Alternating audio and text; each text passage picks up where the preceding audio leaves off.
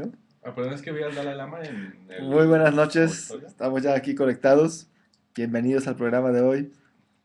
Hoy con el tema El Sutra del Corazón, una explicación breve, ¿no?, sobre este discurso que dio el Buda, transmitiendo desde la Ciudad de México, desde casa de eh, mi querida amiga Carla Jauregui, ¿no? Eh, Little Charlie, Carlita. ¿Sí? Vamos a ponerlos para que los saluden, a ver a nuestras personas presentes. Cristian, aquí está, y Carla está por ahí atrás. Hola, hola. Sí, desde la Ciudad de México A ver, se ve. transmitiendo. ¿No se ve? Sí, sí, ya. ¿Sí? Ahí se ve. No quiero salir, dice Cristian. Acá Gustavo también. Saludos desde... ¿dónde vives tú, Gustavo? Es Atizapunk. Atizapunk, Estado de México. Atizapunk, Estado de México. Buenas noches a todos. Desde Las Águilas, ¿verdad? Y vamos a hablar el día de hoy sobre el Sutra del Corazón, este discurso del Buda. Y bueno, como parte auspiciosa del programa, antes de comenzar, vamos a recitar el Sutra.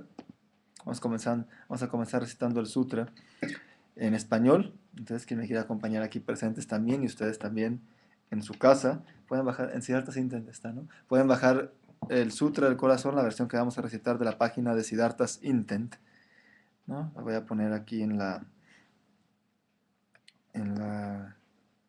Chat. en el chat, no, a ver, lo tenía para que puedan conectarse y bajar el Sutra aquellos que quieran. Ok, viene, a ver, ya veo aquí. Aquellos que quieran seguirlo. Sí, es la página del medio, que viene en medio, de aquí del sutra. Esa es la que pueden, ahí pueden bajar el sutra.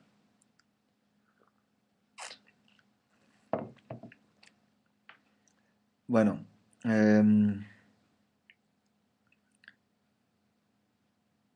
vamos a comenzar. Sí, recitando el sutra, dejen quito ya la página. Generamos una motivación positiva, ¿no? Que esto pueda ser de beneficio a todos los seres, esto que escuchemos el día de hoy. Estemos cansados o frescos, ¿no? Activos o deprimidos, ¿no? Que esto nos ayude a generar un buen corazón, sobre todo, porque con el buen corazón vienen todas las demás cualidades. Con el buen corazón uno practica la generosidad, viene automáticamente la humildad, viene automáticamente la ética, etcétera, etcétera. Es decir, es algo que favorece todas las prácticas positivas, el buen corazón, unido con la sabiduría, que precisamente alguien que genera sabiduría automáticamente genera empatía, y esto lleva a generar un buen corazón también. Entonces vamos a comenzar recitando el sutra.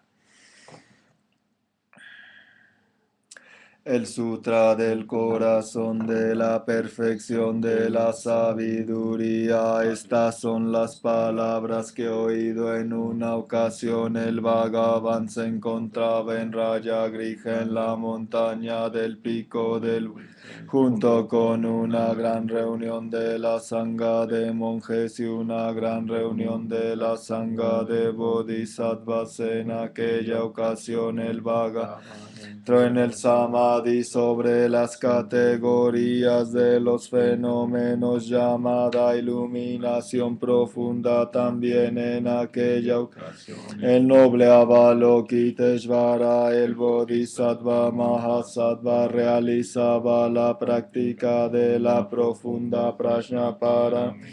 Observó la naturaleza vacía de los cinco skandhas, la forma es vacía. Entonces, mediante el poder del Buda, el venerable Shariputra preguntó al noble Avalokiteshvara, el Bodhisattva Mahasattva, cómo debe adiestrarse un hijo o hija de noble familia que desee practicar la profunda prajna paramita. Se habló y el noble Avalokiteshvara, el Bodhisattva Mahasattva, dijo esto al venerable Shariputra: oh Shariputra, un hijo o hija de noble familia que desea adiestrarse en la práctica de la profunda prajna paramita contemplar La naturaleza vacía de los 5 skandhas, la forma es vacía, la vacuidad también es la forma, la vacuidad no es más que la forma y la forma también no es más que la vacuidad. De la misma manera, sensación, discernimiento, factores de composición y conciencia están vacíos. Así pues, Shariputra, todos los fenómenos son vacuidad sin características, no son producidos ni cesados, ni puros ni impuros, no aumentan ni disminuyen. Por lo tanto, Shariputra, en la vacuidad no hay forma, ni sensación, ni discernimiento, ni factores de composición, ni conciencia, no hay ojo, ni oído, ni nariz, ni lengua, ni cuerpo, ni mente, no hay forma visual, ni sonido, ni olor, ni sabor, ni objeto del tacto, ni fenómenos, no hay datu del ojo, y así hasta no haber datu de la mente, ni datu de los fenómenos, tampoco datu de la conciencia mental, no hay ignorancia ni extinción de la ignorancia, hasta no haber envejecimiento, ni muerte, ni extinción del envejecimiento, ni de la muerte, no hay sufrimiento, ni origen, ni cesación, ni camino, no hay sabiduría, ni logro, ni tampoco ausencia de logro. Shariputra, y pues puesto que los bodhisattvas carecen de logro, permanecen de acuerdo a la prajnaparamita, como sus mentes no tienen oscurecimientos, están libres de todo, trascienden la falsedad y alcanzan el nirvana por completo. Todos los budas de los 3 tiempos despertaron completamente la insuperable, perfecta y total iluminación mediante la prajnaparamita. Por tanto, el mantra de la prajnaparamita, el mantra del gran conocimiento, el mantra insuperado, el mantra inigualable, el mantra que apacigua por completo todo sufrimiento, deberá ser conocido como la verdad, puesto que no hay engaño. El mantra de la prajnaparamita es declarado Om Gate Gate para Samgate Bodhiswaha. De este modo, Shariputra, el Bodhisattva Mahasattva, debería adiestrarse en la profunda prajnaparamita. Entonces el Bhagavan emergió de aquel samadhi y elogió al noble Avalokiteshvara, el Bodhisattva Mahasattva, diciendo: bien dicho, hijo de noble familia, es así, así es, hijo de noble familia. La profunda prajnaparamita se debe practicar tal como lo has indicado, y todos los tathagatas se regocijarán. Después de que el Bhagavan pronunció estas palabras, el venerable Shariputra, el noble Avalokiteshvara, el Bodhisattva Mahasattva, toda la comunidad y el mundo entero con sus devas humanos, asuras y gandharvas se llenaron de júbilo y alabaron lo dicho por el Bhagavan. Así concluye el Arya Bhagavati Mahaprajnaparamita Hridayam Sutra. Bueno, ya de regreso. Bien, pues hablemos entonces del Sutra del Corazón. Para hablar de este sutra necesariamente tenemos que ver el contexto del que estamos hablando, que serían las enseñanzas budistas.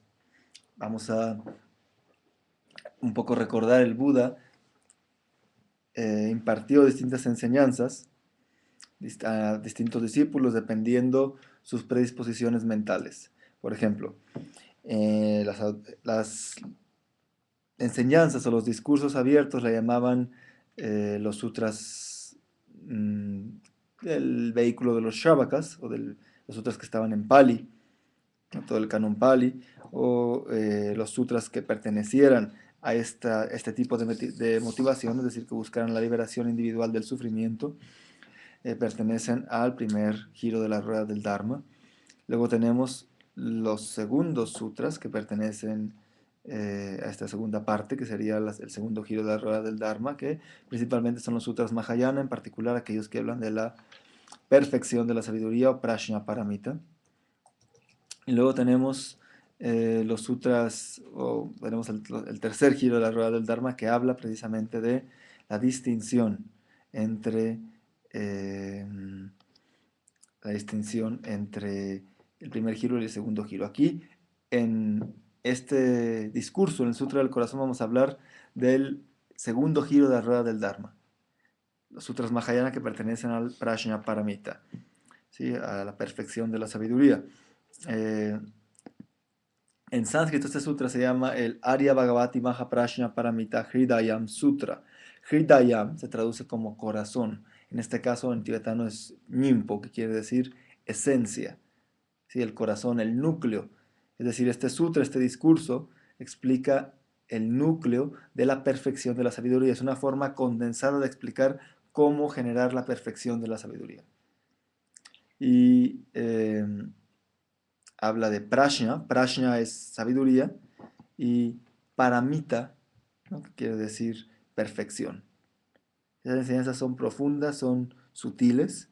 Y desde luego, a nivel general, podemos decir que vamos a ir directamente al sutra, ¿no? Pero estos sutras, ¿no? La perfección de la sabiduría, existen distintas formas de presentar este sutra y distintos títulos que hablan sobre este tema. Por ejemplo, el Vajrachatika Prajnaparamita Sutra, el conocido como el Sutra del Diamante, un discurso del Buda con algunos discípulos, entre ellos Subhuti, es de 300 líneas. Luego tenemos, por ejemplo, los sutras más conocidos, como el Sutra del Prajnaparamita de 8.000 líneas. Y luego tenemos uno de 25.000, otro de 100.000, ¿sí? El Maha Prajnaparamita Sutra, el de 100.000. Entonces, hay distintas versiones de este sutra. El sutra o de este tema, es decir, discursos que hablan del tema de cómo generar la perfección de la sabiduría. ¿Qué sería la perfección de la sabiduría? Una visión directa de la realidad. El Buda dice que entre más alejada está nuestra visión de la realidad, más sufrimos. Por lo tanto, al corregir esta visión, logramos la perfección de esa visión, es decir, perfeccionamos nuestra manera de ver la realidad. Es decir, vemos la realidad de manera directa. Eso sería, en este momento la vemos con muchos filtros emocionales y cognitivos. Entonces, vamos a ir directo al sutra para ir explicándolo. Y si tienen preguntas, Cristian va a estar ayudándome en el chat, ¿no? Yo, por lo general, intento ver el chat ahora entre los videos. También ahora tenemos la suerte que está Tony también de Lagartija Pop, ex Lagartija Pop, pero aparte del programa, del equipo de Budas Amigo, también está aquí ayudándonos. Entonces va a pasar también unos videos. Entonces voy a comenzar directo comentando el sutra y vamos a poner unos videos en el Inter de su santidad el Dalai Lama que explica parte de este sutra. Es el Sutra del Corazón de la Perfección de la Sabiduría, el Arya Bhagavati Mahaprajna Paramita Hridayam Sutra. He recibido enseñanzas de este sutra prácticamente creo que de todos mis maestros. Santidad del Dalai Lama, Somsar Khyentse Rinpoche, Lama Zopa Rinpoche, ¿no? Muchos otros maestros, ¿no? Que creo que he tenido la fortuna de recibir este sutra, comentarios a este sutra. Y comienza el texto diciendo Arya Bhagavati Mahaprajna Paramita Hridayam Sutra. Es el título en sánscrito para recordar que viene de la lengua sánscrita, viene directo del budismo sánscrito, del budismo indio. Empieza el sutra diciendo, estas son las palabras que he oído. ¿A qué se refiere esto? Cuando el Buda vivía, el Buda no dejó nada escrito. Recuerden que en esa época y en Asia en general se tenía en alta estima la memorización. E incluso también en la Europa medieval. No es algo nada más asiático. Muchas cosas se memorizaban y no se escribían. La transmisión oral, incluso ahora los cuentos en los ranchos y eso, se fijan por transmisión oral, el abuelito se lo cuenta a los nietos y los nietos a los nietos y así y así. Entonces es una forma de transmitir oralmente las enseñanzas. Entonces duró un tiempo la transmisión budista transmitiéndose de forma oral. De hecho, hace algunos años, hace como 10 años, el hombre con mejor memoria del mundo, si no me equivoco, era un monje de Myanmar, de Burma, que sabía gran parte del canon Pali de memoria. En nuestra época, ahora en la época del Buda, que era mucho más común, pues se podía memorizar con mayor facilidad. Por eso no había tanto registro escrito. Sin embargo, cuando murió el Buda, el gran rey, eh, precisamente de Rayagrija, Magadha era la zona, Magadha, Rayagrija, que vamos a ver ahorita qué es, Rayagrija era una zona, la casa del rey, Raya o Raja, que dicen, es rey, Grija es casa. Entonces era la capital del reino de Magadha, de esa zona donde está Bodh Gaya, la zona del norte-centro de India. Entonces, el rey Bimbisar se llamaba, el rey Bimbisar patrocinó el primer concilio budista, donde se juntaron los discípulos del Buda a repetir todo lo que el Buda había dicho. Entonces, por eso muchos de los sutras comienzan así. Estas son las palabras que he oído. Por ejemplo, el gran maestro, el gran Arhat Upali, que era un intocable que alcanzó el estado de la liberación, discípulo del Buda, recitó todo el sutra del Vinaya, todos los discursos del Vinaya, ¿no? La cesta del Vinaya. Y así, me parece Ananda la siguiente, no, a investigar, no me acuerdo. Los demás, los otros dos, el Sutra de la Vida, ¿no te acuerdas tú quién recitó en el concilio? En fin, entonces comienza diciendo, y después hubo varios concilios, todavía hay en la actualidad concilios budistas relativamente seguidos, ¿no? Dice, comienza diciendo, estas son las palabras que he oído, es la forma de decir, esto es lo que yo escuché del Buda. ¿Sí? En tibetano dice, Dike Dagi Tompa Dushinan. Esta es la voz o las palabras que yo escuché. Entonces, estas son las palabras que he oído. Y empezaban. En una ocasión, está empezando el sutra, te fijan la lírica de esa época. En una ocasión, el Bhagavan es un epíteto para el Buda, un epíteto, un título, quiere decir el que ha ido, el bienaventurado, el que ha ido al bien.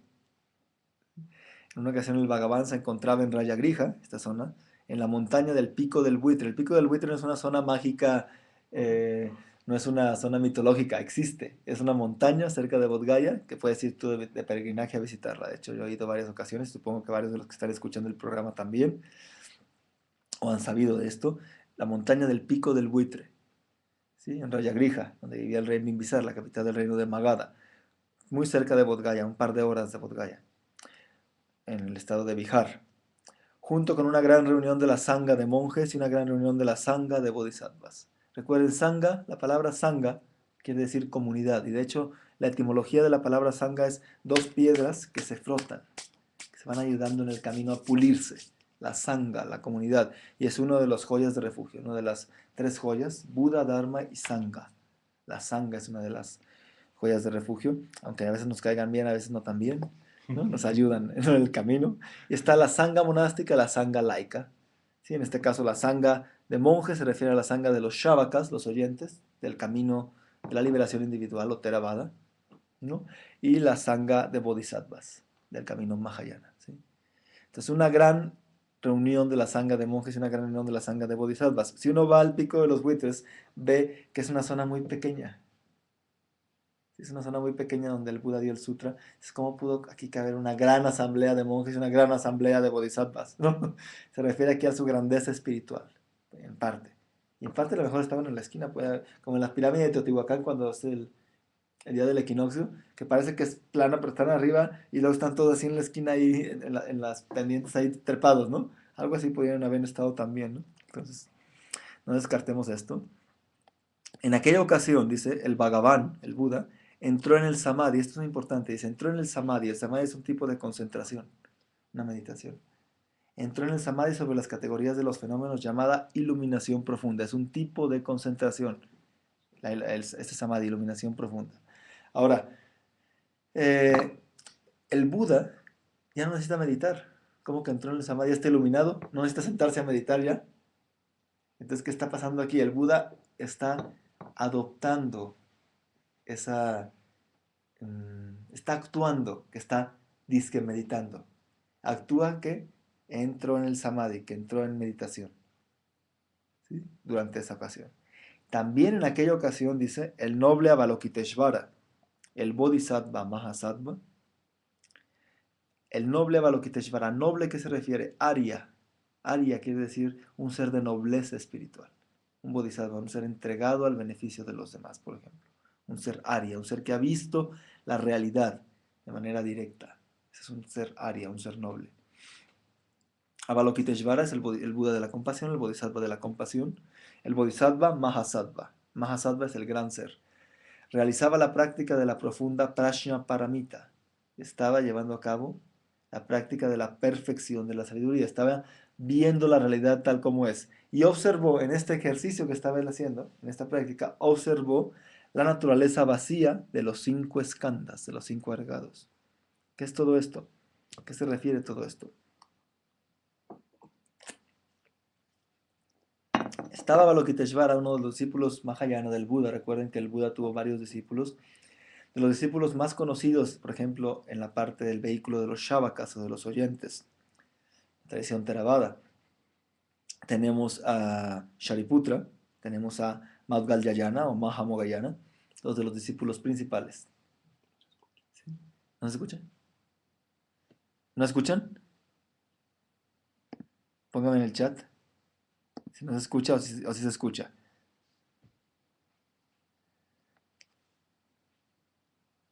Si se escucha, ¿sí? Ah, ok, ok, ya. Gracias. Todo está bien, ok. Ya, ya. Perfecto, gracias. Bueno, seguimos. Entonces, dice el Bodhisattva Mahasattva. Mahasattva, el gran ser. ¿Sí? Eso quiere decir el gran ser, un ser que ha entrado al camino del Bodhisattva. El Bodhisattva quiere decir un ser que está dedicado totalmente al bienestar de los demás. Ese es un Bodhisattva. Alguien que ha generado la bodhicitta, la mente de la iluminación, la mente altruista. Un gran practicante espiritual. Lo que aspiramos en el camino. Imagínense algún día ser un Bodhisattva, sería maravilloso, ¿no? Entonces, dice, observó la naturaleza vacía de los 5 skandhas, los 5 agregados, skandhas en sánscrito. Skandha quiere decir cúmulo, montón, componente. Entonces, nosotros como seres estamos compuestos o conformados por 5 agregados, 5 componentes psicofísicos, mentales y físicos, que vamos a verlos más adelante, pero esos son los 5. Observó que los seres existimos, pero no existimos de la forma en la que creemos existir. Eso es lo que está diciendo esta parte del sutra. Existimos de una forma distinta, somos algo distinto a lo que creemos ser. Es lo que está diciendo, es lo que observó. Que en la realidad, es lo que está diciendo esto, Avalokiteshvara observó, estaba observando que en la realidad creemos ser algo que no somos. Eso es lo que está diciendo ahí, en esta parte del sutra. Entonces, mediante el poder del Buda, este es muy interesante también. Mediante el poder del Buda, el venerable Shariputra preguntó al noble Avalokiteshvara, el Bodhisattva Mahasattva. ¿Qué se refiere mediante el poder del Buda? Si el Buda estaba meditando en Samadhi, ¿no? Absorto en Samadhi, ¿sí? En concentración, ¿qué es lo que hizo el Buda? El Buda enseña de muchas formas distintas. Es decir, un ser iluminado, cuando alcancemos ese estado, vamos a tener la habilidad de comunicarnos con los seres de forma diferente. Entonces, una de ellas es el Buda como que puede influir a las personas de manera temporal, como agarrarlos como de títeres. ¿Se han fijado que a veces uno le hacen una pregunta y de pronto uno contesta algo que ni se esperaba contestar y contesta re bien? Ay, ¿de dónde me salió esta respuesta? Y dices, "Tss", ¿no? Qué bien, ¿no? ¿Sí? Como si no fuera uno, ¿no? Hay veces que pasa así. Es algo así, ¿sí? Que sientes tú esa como influencia de algo quizás, ¿no? Entonces el Buda, digamos que agarró a Shariputra y agarró a Avalokiteshvara enfrente de la gente y los puso como títeres, no en el sentido mala onda, sino como una manera de enseñar. Bajo la influencia del Buda se comenzaron este diálogo, que vamos a estudiar, que vamos a observar. Entonces le preguntó Shariputra a Avalokiteshvara. Recuerden, Shariputra, ¿en qué vehículo estaba? En el vehículo del Shavakayana, el vehículo de liberación individual, el fundamento de todos los vehículos budistas, ¿no? Así sean practicantes Tsongkhenpas o de Mahamudra, si no tienen el fundamento del Shavakayana, no sirve de mucho. Entonces, el venerable Shariputra, vehículo del Shavakas, preguntó al Bodhisattva Avalokiteshvara, vehículo Mahayana, el gran vehículo, el camino del Bodhisattva. A ver, ustedes los practicantes Mahayana, ¿cómo meditan en la realidad? ¿Cómo observan la realidad? ¿Cómo ven lo que llaman la tradición Theravada el anatman, la ausencia de identidad en las cosas? La ausencia de la insubstanciabilidad, eh, la ausencia de identidad, ¿sí? En los fenómenos. ¿Cómo hacen ustedes? Entonces, le pregunta, ¿cómo debe adiestrarse un hijo o hija de noble familia que desee practicar la profunda prajna paramita? ¿A qué se refiere esto? ¿Cómo debe adiestrarse un hijo o hija? Para que no digan que el Buda es discriminador, ¿no? De hecho, en tibetano se dice, ¿no? Rikipu, Rikipumo, ¿no? Un hijo de familia, de noble familia o de linaje, o una hija de linaje, que desea practicar la profunda prajna paramita. ¿Qué debe hacer? Alguien que quiera adiestrarse en ver la realidad tal como es, ¿cómo estamos aquí hundidos en la brutez? ¿Qué podemos hacer para despabilarnos un poco? A ver, eso es lo que le está preguntando, ¿cierto? Entonces dice, así habló, y el noble Avalokiteshvara, el Bodhisattva Mahasattva, dijo esto al venerable Shariputra. Oh Shariputra, Shariputra, el hijo de Shari, ese es, Putra es hijo en sánscrito, así se le llamaba este discípulo.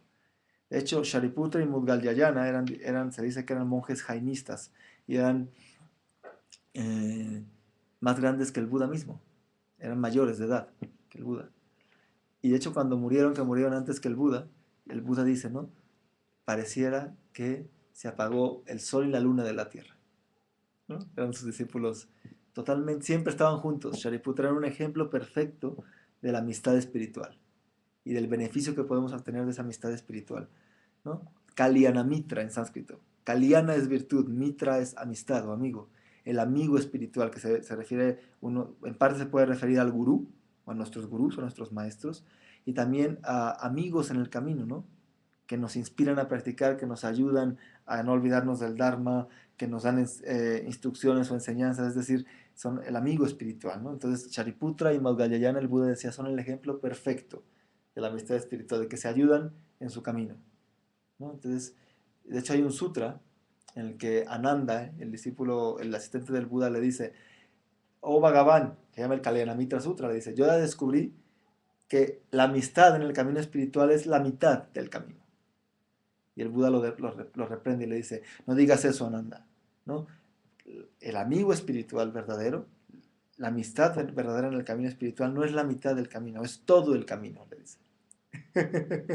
Entonces, y tiene sentido, ¿no? Tiene bastante sentido cuando uno lee el sutra, porque si uno, ¿qué pasaría? Uno con sus aflicciones, ¡pum!, te lleva a la corriente. La amistad espiritual te ayuda, ¿no? A que no nos lleve tanto. Ahora dice, oh Shariputra, un hijo o hija de noble familia que desea adiestrarse en la práctica de la profunda prajna paramita, perfección de la sabiduría, deberá contemplar la naturaleza vacía de los 5 skandhas. ¿Qué quiere decir? Si alguien quiere generar sabiduría, un individuo dentro del camino quiere generar sabiduría, tiene que percatarse, tiene que reconocer que estos 5 componentes, estos 5 agregados, ¿no? Su naturaleza, ¿qué quiere decir naturaleza? La forma en la que existe, eso quiere decir. Es una forma rembombante, es decir, la forma en la que existe, su propiedad, su característica. Es que están vacíos. Ahora, vacío no quiere decir la nada. Vacío quiere decir carente de existencia absoluta, de existencia independiente. Estos, es decir, el individuo, los 5 escalas podemos resumirlos en 2, cuerpo y mente. Sería, nosotros como individuos carecemos de existir de forma independiente, absoluta, inherente, sólida, permanente. Eso es lo que está diciendo. Existimos, pero de forma interdependiente, de forma impermanente, ¿sí? Etcétera. Entonces, si fijan, es un diálogo muy interesante, muy profundo, muy profundo. Quizás esta explicación que estoy dando es bastante light, ¿no? Pero venimos ahora de inaugurar, ¿no?, el día de hoy 3 estupas en Cuernavaca. Bueno, una en Tepoztlán en la mañana, una inauguración en la posada del Teposteco, un hotel que está ahí, muy bonito, una estupa nueva, que las 3 son nuevas, pues, pero preciosas. Luego en la ciudad de Cuernavaca, otra auspiciada por el gobierno municipal, en un camellón, que hay un proyecto de hacer 9 estupas, se inauguró la primera, de 3 metros, y otra en las afueras de Cuernavaca también, ¿no?, que se hizo en una finca privada. Entonces es un día de regocijo para todos los mexicanos, desde luego, y para todo el mundo, pero en particular aquellos mexicanos que tengan conexión con el Dharma, porque son las estupas por la paz. Entonces, una forma de contribuir a la paz. La estupa representa la mente iluminada, ¿no? Es un monumento que representa la mente iluminada, como una pagoda, si quieren llamarlo así. Entonces, bueno, tenemos, nos quedamos aquí. Voy a entrar a describir los 5 agregados ahora, ¿no? Que el sutra los describe, pero antes vamos a poner un video, un pequeño video, y donde su santidad Dalai Lama explica algo del Sutra del Corazón y regresamos a seguir comentando el Sutra. De hecho, si no acabamos con el Sutra hoy, la acabamos el siguiente domingo, continuamos con él, porque voy a estar aquí en México también transmitiendo, ¿ok? Entonces vamos a hacer un break, ¿no? Metemos un video y continuamos. Hagan preguntas en el chat si tienen, por favor.